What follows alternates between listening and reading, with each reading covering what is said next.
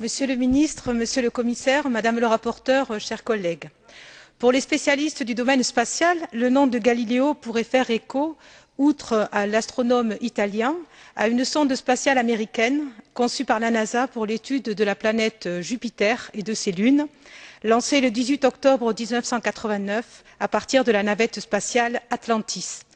Mais le lancement de ce Galileo a été retardé de manière importante suite au gel des vols de navette après l'accident de Challenger. Au final, la réussite de la mission Galileo au sein du système jovien fut spectaculaire. Les similitudes avec le programme européen Galileo sont là. Le programme a connu des retards. Je souhaite que les similitudes quant au succès se confirment. Mais ce que je souhaite surtout, c'est que désormais le nom de Galileo soit associé au succès du programme européen.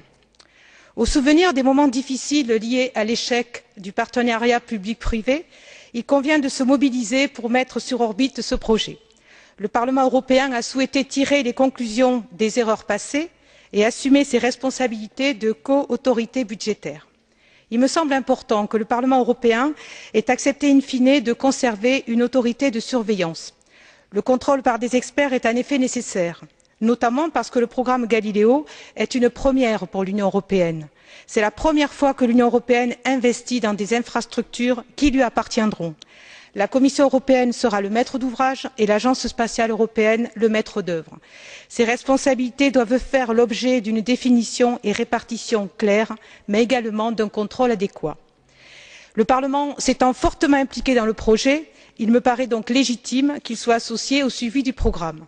Je salue donc la création de ce comité interinstitutionnel Galileo qui réunira des représentants du Parlement, du Conseil et de la Commission et permettra à chaque institution, et particulièrement la nôtre, d'assumer ses responsabilités. Le projet doit réussir. Il en va de la crédibilité de l'Union européenne sur la scène internationale, mais en premier lieu pour ses concitoyens. Pour ce faire, je pense que l'ESA doit s'appuyer sur la mise en réseau des experts européens, doit s'entourer de l'expertise nécessaire. Il s'agira de coordonner les industriels construisant les différents segments, de garantir la sécurité du système et de contrôler les coûts. Je prendrai la liberté d'évoquer un point de vue plus personnel relatif à une utilisation militaire de Galileo.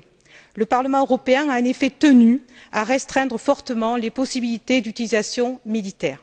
C'est dommage, mais peut-être le programme prouvera-t-il par sa maturité la pertinence d'une utilisation militaire ciblée de cet outil. Galilée a fait progresser la science, mais aussi indirectement la philosophie et d'autres domaines de la pensée. Galileo aura des retombées considérables en termes d'application, en termes d'indépendance de notre continent, mais aussi de consécration de l'Union.